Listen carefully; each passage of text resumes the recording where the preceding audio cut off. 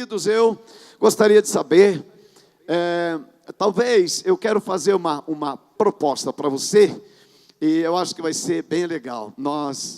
Preste muita atenção, às vezes durante a minha palavra, e hoje eu acho que eu não vou usar muito aquele nome, que é o nome mais doce do universo, que é o nome mais poderoso de todas as nações, é o nome que nós sempre queremos fazer mais alto em cada nossa reunião, como diz João 12:32, porque quando ele foi levantado, ele atraiu todos para si mesmo, ele nos atraiu.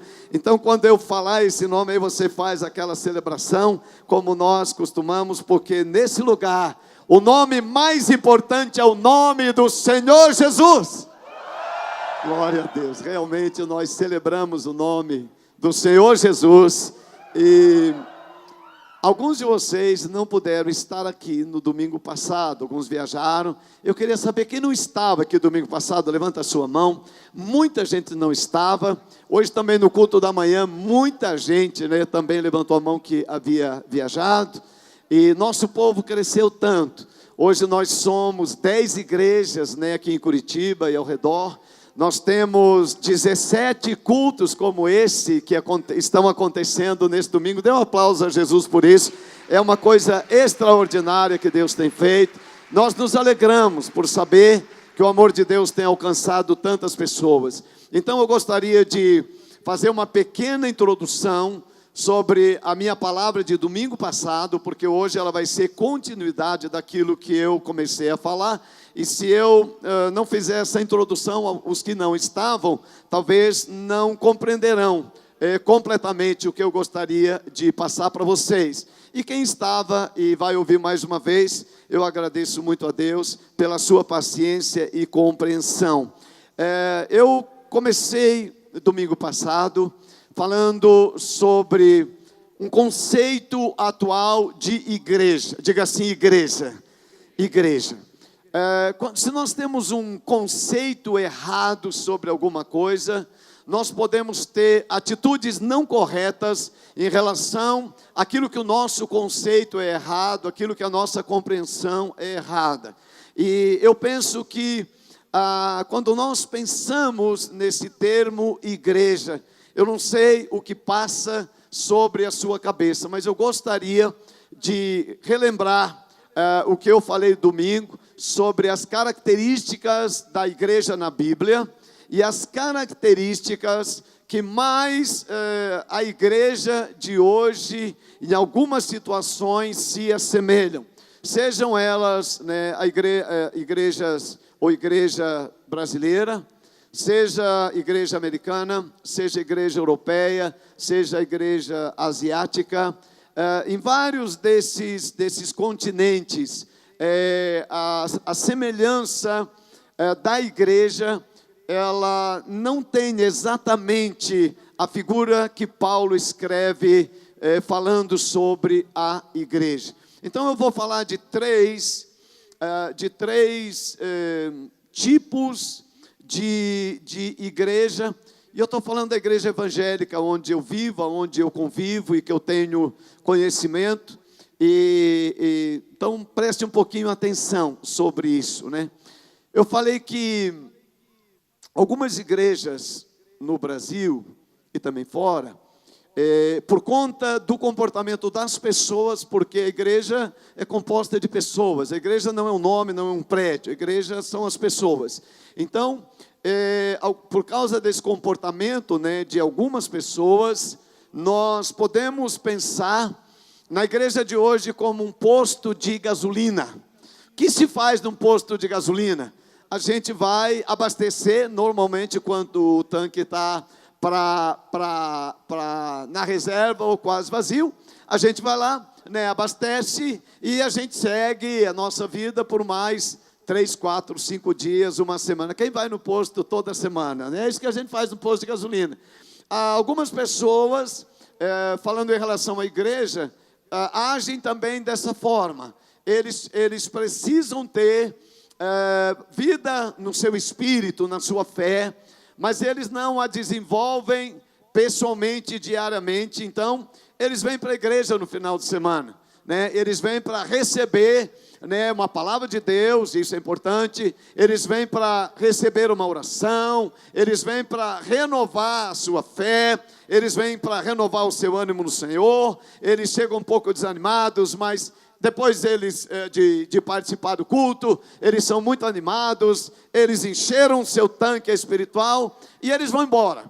E alguns são como o carrinho 1.0, que ele vai embora, nem vem na outra semana, não vem na outra, ficam 2 ou 3 semanas sem precisar abastecer.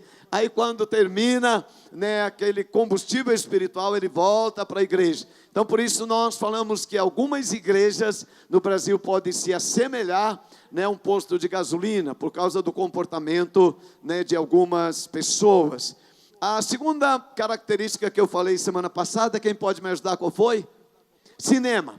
A igreja é semelhante ao cinema. Tudo é feito, tudo é montado para que as pessoas possam assistir aquilo que está acontecendo.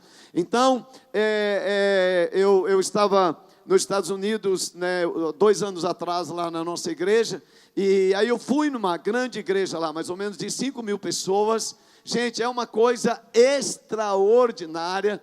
Você entra naqueles prédios, você tem a impressão que você está numa das melhores salas de cinema, porque o som e a imagem são perfeitos, são telões de LED para todo lado. Eu queria mesmo era ver o pastor, onde que ele estava pregando, mas eu não conseguia ver, porque a imagem dele está por todos os lados. E até que eu vi, uma hora ele estava lá, né, focou a luz nele, então eu vi onde ele estava. Mas as pessoas não olhavam para ele, elas olhavam, né, para aquelas grandes e enormes telas. E muitas pessoas, elas vão à igreja como se fosse ao cinema. Elas vão lá para assistir e elas fazem comentários sobre aquilo que elas estão vendo. E por isso eu penso que há muito disso também hoje. Terceira figura que eu usei, qual foi? Supermercado, né? Então, supermercado é um lugar, eu gosto muito de ir em supermercado. Quem aqui gosta de ir em supermercado? Gente, eu gosto de ir em supermercado. Se você vai, eu acho que vou precisar ganhar uma comissão do Carvati. Se você vai lá no Carvati, lá na Vila São, gente, é muito legal, conhece todo mundo, é uma festa, né? Parece uma família. Eu gosto de ir no supermercado. Supermercado é um lugar que você vai, tem muitas opções. Alguns dizem 25 a 30 mil itens num bom supermercado, lá à sua disposição. Então, né, você vai lá, você escolhe aquilo que você quer. E algumas pessoas também, elas têm esse comportamento em relação à igreja. Elas fazem as suas escolhas, isso eu quero, isso eu não quero. Mas nenhuma dessas características, ainda que possamos em algum momento desenvolvê-las, não é o que a Bíblia tem para nós, e nos tornaríamos apenas consumidores da fé, e isso não seria o propósito de Deus. Então, esse foi o resumo da minha palavra na semana passada. Aí, hoje, eu quero falar com vocês sobre características de uma igreja bíblica. Diga assim, igreja bíblica. Igreja bíblica. Mateus capítulo 16, verso 18. Mateus, vamos lá, Mateus 16, 18, é a palavra de Deus, está escrito: pois também eu te digo que tu és Pedro, e sobre esta pedra edificarei a minha igreja, e as portas do inferno não prevalecerão contra ela. Quem foi que disse que ia edificar a sua igreja? Eu edificarei a minha igreja. Quem disse isso? Bem bonito. Essa frase, eu edificarei a minha igreja, foi dito por quem? Por Jesus. Então, a primeira coisa que nós precisamos entender nesse conceito de igreja, que a igreja é do Senhor Jesus. A igreja é do Senhor Jesus. A primeira coisa que nós precisamos entender, a igreja é do Senhor Jesus. E quando ele usou a palavra igreja, eu edificarei a minha igreja, não estava no conceito de Jesus a igreja posto de gasolina, a igreja cinema e nem a igreja supermercado. No conceito de Jesus e daqueles dias, estava o conceito de eclésia. Eclésia, que foi traduzido do grego para igreja, não é uma palavra que foi gerada nos dias do começo da igreja. Eclésia já era uma palavra usada por aproximadamente 400 anos naqueles dias, e ela era usada pelos reis que organizavam um grupo de pessoas da sua confiança. Eles eram retirados para fora dos portões da cidade para conversar entre si sobre o melhor para aquela cidade. Eles eram homens de confiança do rei, mas também a eclésia, além de ser pessoas de confiança do rei, que o representariam, eles também seriam as pessoas que iriam fazer avançar o seu reinado. Quando eles queriam conquistar um outro país, quando eles queriam conquistar mais terras, então era esse grupo, a eclésia, que iria avançar para conquistar novas nações, novos territórios. Esta eclésia, quando ela conquistava uma nação, ela levava a cultura, ela levava a língua, ela levava a política, ela levava a economia. Então a eclésia era representante do rei. E na visão de Jesus, quando ele disse: eu vou edificar a minha igreja, eu vou escolher pessoas que me representem na terra, eu vou escolher pessoas que vão fazer avançar o meu reino, e as portas do inferno não prevalecerão contra o meu reino, disse o Senhor Jesus. Então, eu e você, nós somos a igreja do Senhor Jesus, e a igreja, ela tem essa função de representar o Rei Jesus na terra. Eu e você somos representantes do Senhor Jesus. Se nós somos representantes, nós precisamos, eu gosto muito de pensar nesta representação. Eu às vezes, eu encontro pessoas que trabalham como representantes comerciais. Nós temos aqui representantes comerciais hoje à noite. Temos aqui, representante comercial. O que você faz? Você representa aquela empresa, você apresenta o produto daquela empresa como se você fosse parte daquela empresa. Então nós somos representantes do reino de Deus. Diga com alegria: eu sou. Não, mas bem bonito. Eu sou representante do reino de Deus.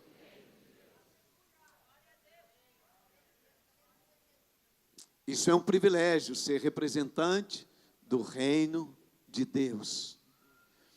Segunda-feira eu precisei estou fazendo um check-up, então eu precisei tirar sangue. Eu não gosto de tirar sangue, porque tenho pouco. Não gosto. Tem aqui mais alguém que não gosta de tirar sangue, nem eu? Não gosto. Eu sempre tenho vontade de tomar uma anestesia geral para tirar sangue. Não gosto de tirar sangue. E eu fui lá para ambulatório, que chama, onde tira sangue? Laboratório. Eu fui mais ou menos umas 9 horas lá para o laboratório. E cheguei lá. Você sabe quando você entra num lugar que você não está com muita vontade de entrar, mas você tem que entrar? Entrei. Como na terça era feriado, tinha muita gente. Mas eu queria ir rápido, porque queria voltar para casa, era o meu dia de descansar, e eu queria estar com a Sinorá para tomar chimarrão. Queria estar em casa, vontade de estar em casa. Tínhamos tido um final de semana bem corrido. Aí quando eu cheguei lá, peguei a senha, tinha 13 na minha frente. Eu fiquei lá esperando, falei: vai ser rápido. E ficou meia hora, eu já estava lá 1 hora, tinha passado só 3. E aí começou a chegar as pessoas, assim, que tem mais de de 60 anos e entravam na minha frente. Eu amo o pessoal do Clube do Tempo, mas acho que aquele dia todos decidiram ir lá, e eles estavam chegando, eu estava lá sentado, e passou uma hora. Eu sei que o que eu vou falar, isso nunca aconteceu com você, por isso que eu vou explicar os detalhes, que você não sabe isso. Aí, puxa, uma hora só passou 3, e aí começou assim uma coisa dentro de mim, que você olha, parece que só tinha 2 atendentes, parece que elas estavam com uma vontade bem lesma. Aí eu olhava para a atendente, olhava no relógio, você nunca sabe o que é isso, né? Olha para a atendente, olha no relógio, daí a pouco você começa a mexer as mãos, e, meu Deus, o que está acontecendo aqui? Não é possível. E começou a brotar uma coisa dentro de mim, diga uma coisa dentro de mim. Você não sabe o que é isso, né? Brota uma coisa dentro da gente, eu estou lá, estou assim ficando irritado. Essa palavra irritado quer dizer assim, eu vou explicar para você o que é ficar irritado, né? Você fica assim, você sabe. Gente, aí eu estava a cada 30 segundos olhando no relógio, olhava para o atendente, olhava para as pessoas, e daí a pouco eu falei, alguém precisa, eu pensei comigo, alguém precisa falar alguma coisa aqui, alguém precisa dizer que o negócio não está bom, alguém precisa representar a angústia desse povo. E eu disse, e o representante desse movimento angustiante vai ser eu, porque sou líder, e eu preciso servir as pessoas, e aí eu estava me preparando o discurso, Mas, ainda bem que a gente não faz tudo que a gente tem vontade, né? Graças a Deus. Porque se a gente fizer, meu Deus do céu, aí eu acho que eu estou certo que o Espírito Santo olhou para mim e falou, o meu representante está mal. Vou precisar ajudar o meu representante aqui, senão alguma coisa vai acontecer.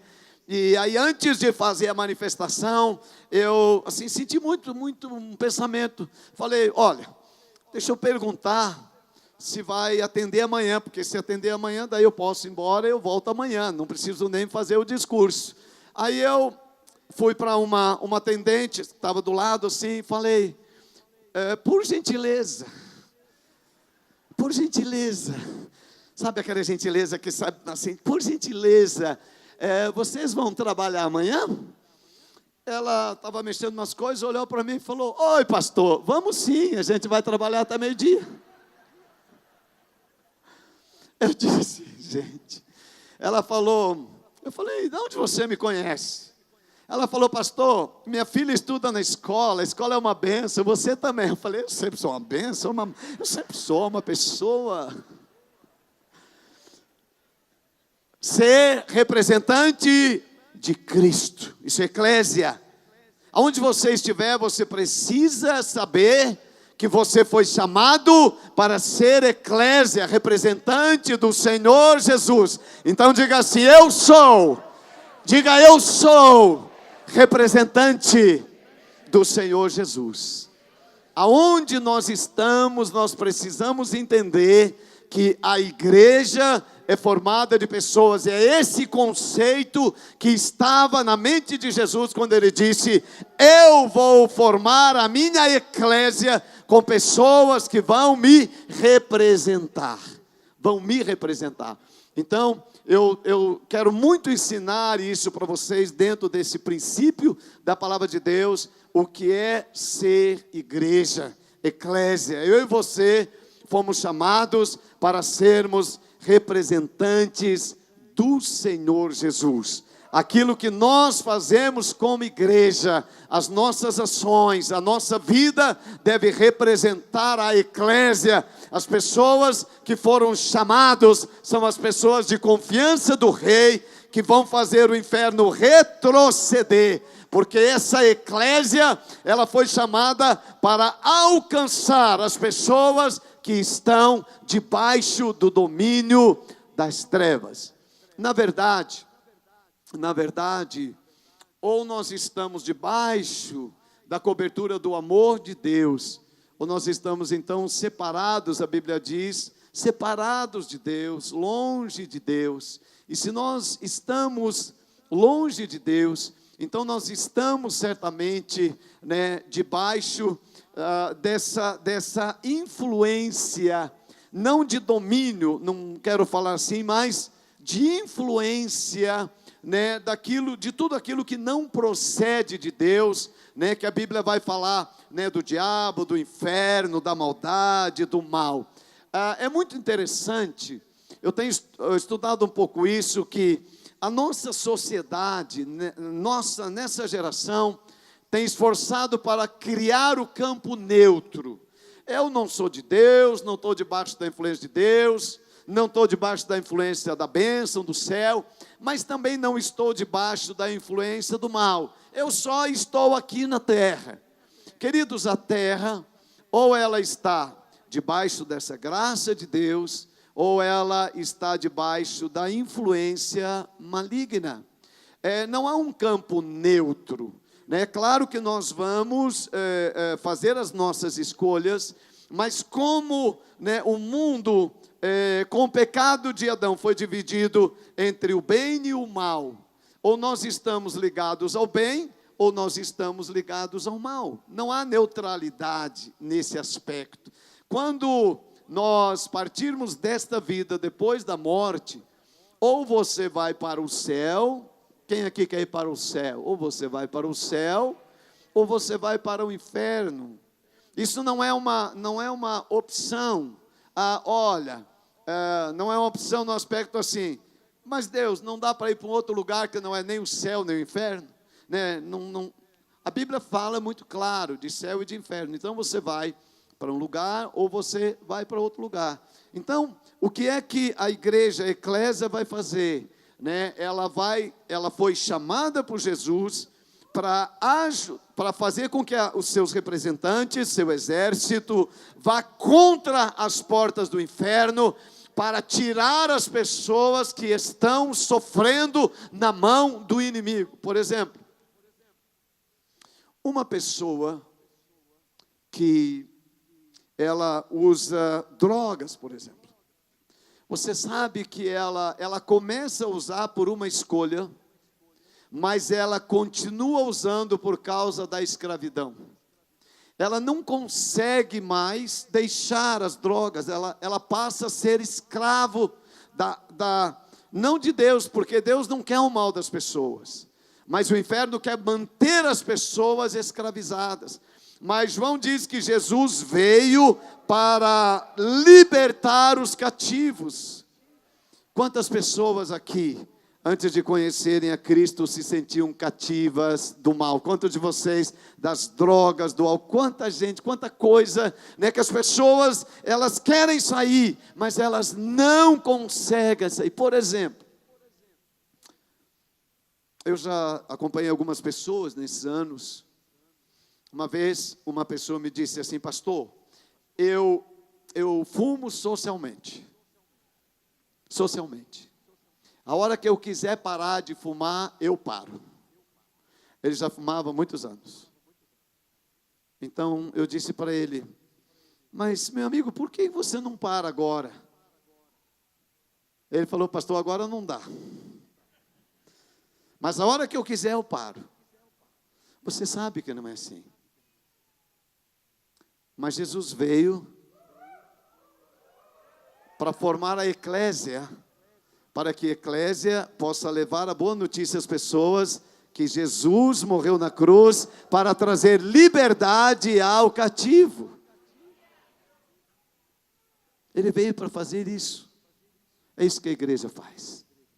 Eu e você, como igreja, nós temos que repartir o reino de Deus com as pessoas. Eu vou falar rapidamente de 3 características que a Bíblia dá da igreja, 3 comparações que a Bíblia faz da igreja. 1 Coríntios capítulo 3, versos 6 em diante, diz assim: eu plantei, Apolo regou, mas Deus deu crescimento. Por isso nem o que planta é alguma coisa, nem o que rega, mas Deus que dá o crescimento. O que planta e o que rega são um, mas cada um receberá o seu galardão segundo o seu trabalho. Porque nós somos cooperadores de Deus, e vós sois lavoura de Deus e edifício de Deus. Diga: lavoura de Deus. A igreja é comparada a uma lavoura. O que é uma lavoura? O que a gente faz numa lavoura? Lavoura, a gente planta e a gente a gente planta e a gente colhe. É isso que a gente faz na lavoura. Então a igreja, a eclésia, é um lugar que a gente planta e a gente colhe. Eu lembrei de uma história, muitos anos atrás, eu tinha ido visitar a minha família no Rio Grande do Sul, e eu fui visitar um tio, lá no sítio, lá no interior, e estava indo com o carro, aí eu vi uma plantação enorme de milho, e deu uma vontade de comer milho assado. Quem já comeu milho assado no fogo assim? É muito legal, eu queria comer. Aí eu olhei aquela lavoura enorme, enorme, enorme, mas talvez milhares de pés de milho. E aí eu falei, puxa vida, aquelas espigas bem bonitas. Eu falei, olha, eu não sou ladrão, mas eu estou com vontade de comer milho. E depois, esse homem tem tantas espigas, que se eu colher umas, eu só vou colher, eu não vou roubar, eu vou colher. Vou colher. Ele nem vai sentir falta. E aí eu parei o carro, aí eu desci para colher umas 5 espigas. E eu não ia sair dali com a consciência pesada, porque eu só ia colher. É o que aconteceu com muitos lá em Brasília. Eles só queriam colher. Até os garotinhos só queriam colher, eles não estavam roubando, só iam colher. E aí quando eu estava indo para colher o milho, muito consciente, não vai faltar para esse homem. Eu fui lembrado de um princípio da palavra de Deus, que para alguém colher precisa plantar. E o meu erro é que eu queria colher o que eu não plantei. Então eu voltei e não colhi, porque eu não havia plantado. Queridos, a eclésia é a consciência de que nós vamos colher aquilo que nós plantamos. Eu sou maravilhado com a eclésia, igreja, um lugar que nós plantamos bons relacionamentos. Diga, bons relacionamentos. Pensa no lugar maravilhoso para a gente viver. Eu estava numa conferência lá em São Paulo essa semana, e eu encontrei um grupo, né, de alemães que nós estivemos juntos na Alemanha, né, foi ano passado, né? Foi esse ano em outubro. Mas veio um alemão que não estava na conferência. E lá, assim, eu tive o privilégio de conhecer, originalmente, pastores alemães. Demais essa piada, gente, você tem que rir, é demais. Mas um não estava. E aí ele estava no grupo, nós encontramos ontem, e ele me falou uma coisa que me chamou a atenção. Ele disse, eu nunca tinha vindo no Brasil. E faz uma semana que eu estou no Brasil. Mas ele disse, como é fácil fazer amigos no meio da igreja brasileira. E é verdade. A eclésia é um dos melhores lugares para a gente fazer amigos. É uma coisa impressionante. Vocês viram as pessoas, eu não sei você, mas antes de conhecer a Jesus,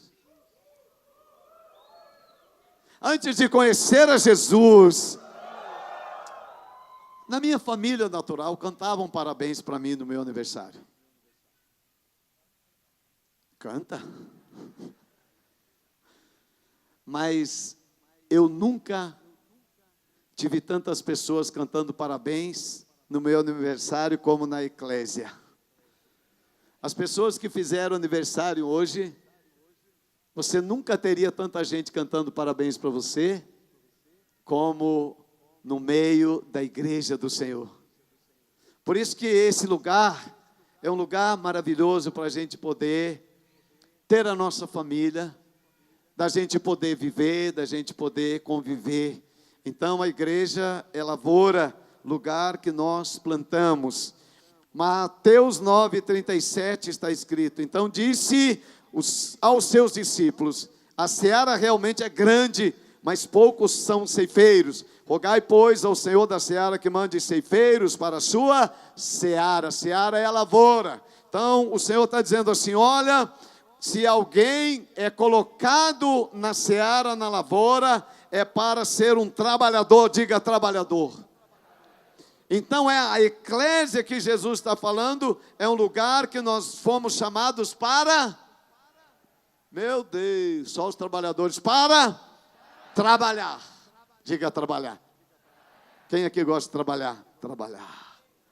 Gente, como é bom trabalharmos para termos o nosso salário, mas como é bom trabalharmos para ajudar as pessoas. Dia 25 de dezembro, dia de Natal, nós vamos ter, uma grande ceia na sua casa, cada pessoa faz a festa, mas dia 25 de Natal, eu quero fazer um grande almoço, porque sou um trabalhador da seara de Deus, e você também, eu quero fazer um grande almoço para muitas pessoas que não tiveram ceia no dia 24, porque tem muita gente que não vai ter ceia dia 24, que estão lá na pobreza, na dificuldade, e eles vão passar o dia 24 sem nada de diferente na sua casa. E no dia 25, então, eu e muitos trabalhadores e trabalhadoras da casa de Deus vamos fazer esse almoço para abençoar essas pessoas. Quem gostaria de me ajudar nisso? Isso. O Wellington estava pensando, vou pedir sua ajuda, meu irmão, para a gente lá, em muitos lugares, lá no meio do bairro, bem simples, e a gente colocar aquelas famílias que não tiveram ceia dia 24 e trazermos. Gente, isso é maravilhoso. Eu fico maravilhado de pensar, que na lavoura de Deus nós podemos trabalhar para servir as pessoas. A segunda característica que eu gostaria de falar sobre a igreja é que Paulo diz, ainda nesse mesmo texto, que esta eclésia, ela é um edifício, é uma construção. Diz assim, segundo a graça que Deus me deu, pus eu, como sábio arquiteto, fundamento, e outro edifica sobre ela, mas veja cada um como edifica. Porque ninguém pode pôr outro fundamento, além do que já está posto, o qual é Jesus Cristo. E se alguém sobre esse fundamento formar edifício de ouro, de prata, de pedras preciosas, madeira, feno e palha, a obra de cada um se manifestará. Na verdade, o dia a declarará, porque pelo fogo será descoberto, e o fogo provará qual seja a obra de cada um. Se a obra que alguém edificou, diga edificou, nessa parte permanecer, ele receberá galardão. Se a obra não permanecer, será queimada, sofrerá detrimento tal, será salvo todavia como pelo fogo. Paulo diz assim, a eclésia, a igreja, é como um edifício, diga edifício. Então quando nós viemos para a eclésia, nós estamos construindo esse edifício. E nesse edifício, eu sou um tijolo e você é um tijolo. E a irmã é uma tijola. É uma partezinha pequena do edifício. Isso faz pensar no valor que cada pessoa tem na eclésia que o Senhor Jesus veio edificar. Você é muito importante. Se faltar um tijolo na parede do seu quarto, será um problema. Se faltar 5 tijolos na parede da sua sala, será um problema. Por isso, cada pessoa é importante nessa construção do edifício. Agora, esse edifício, ele serve para quê? Isaías 32, verso 2. E será aquele homem como um esconderijo contra o vento, e um refúgio contra a tempestade, como ribeiros de águas em lugares secos, e como a sombra de uma grande rocha. Para que serve no edifício? Para abrigar as pessoas. Faz assim bem bonito, abrigar as pessoas. Abrigar as pessoas. A eclésia de Jesus é um lugar para abrigar as pessoas na hora da tempestade. Queridos, é impressionante como pessoas sofrem tempestades nas suas vidas. Eu não quero ser profeta do mal, mas eu quero dizer isso a vocês. virão dias em que a eclésia será um lugar seguro para você abrigar a sua família. Vou repetir. Já estamos vivendo esses dias que a eclésia, a igreja, será um lugar seguro para abrigar a sua família. Ela precisa ser, e ela é, lugar para abrigar nossa família. Eclésia é um bom lugar para abrigar os nossos adolescentes. Eclésia é um bom lugar para abrigar os nossos jovens. Eclésia é um bom lugar para abrigar os casais. Eclésia é um bom lugar para abrigar o pessoal com mais de 50 anos, Clube do Tempo. Eclésia é um bom lugar, irmãos. É um bom lugar. É um bom lugar. E eu termino com a última comparação que Paulo faz. Ele diz: a eclésia é uma família. Diga família. Diga bem bonito, família. Família. A igreja é uma família. Efésios 2:19. É assim que já não sois estrangeiros nem forasteiros, mas concidadãos dos santos e da família de Deus. Diga família de Deus. Não, fala bonito, família de Deus. Faz assim uma pergunta, uma interrogação. Família de Deus? Família de Deus. Eu tenho minha família, que é a minha família de sangue. São os meus pais, minhas irmãs, meus cunhados, meus sobrinhos. Sogra faz parte da família também, né? Minha sogra que está aqui, todo mundo. Genro faz parte da família também? Faz, né? Família. Essa família é natural. Mas essa família, um dia, ela vai deixar de existir. É muito triste isso. Eu gosto muito da minha família. E pensar que um dia eu vou deixar de existir para a minha família, faz o Zaqueu já quase começar a chorar. Um dia você vai deixar de existir para a sua família, isso não é tão triste. Eu amo minha família. Um dia não vai ter minha família.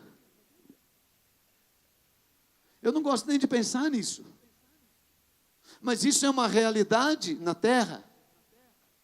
Essa linda família que nós construímos, um dia ela não vai existir mais. Minha mãe vai fazer 86 anos. Eu vou essa semana ao Rio Grande do Sul para estar com minha mãe.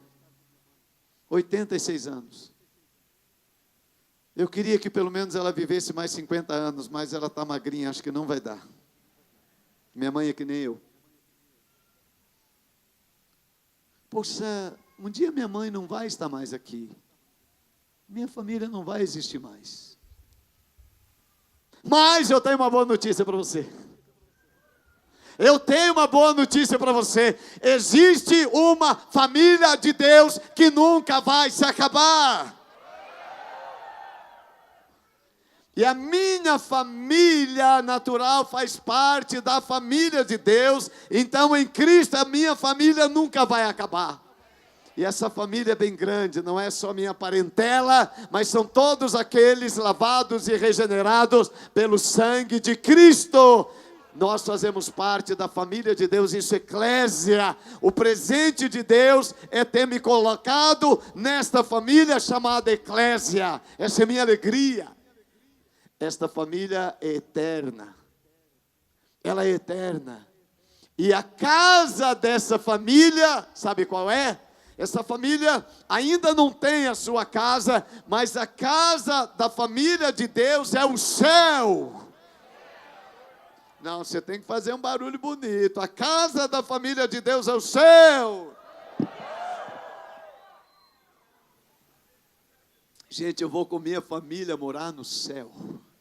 Diga aí, a minha também vai. Minha família vai morar no céu.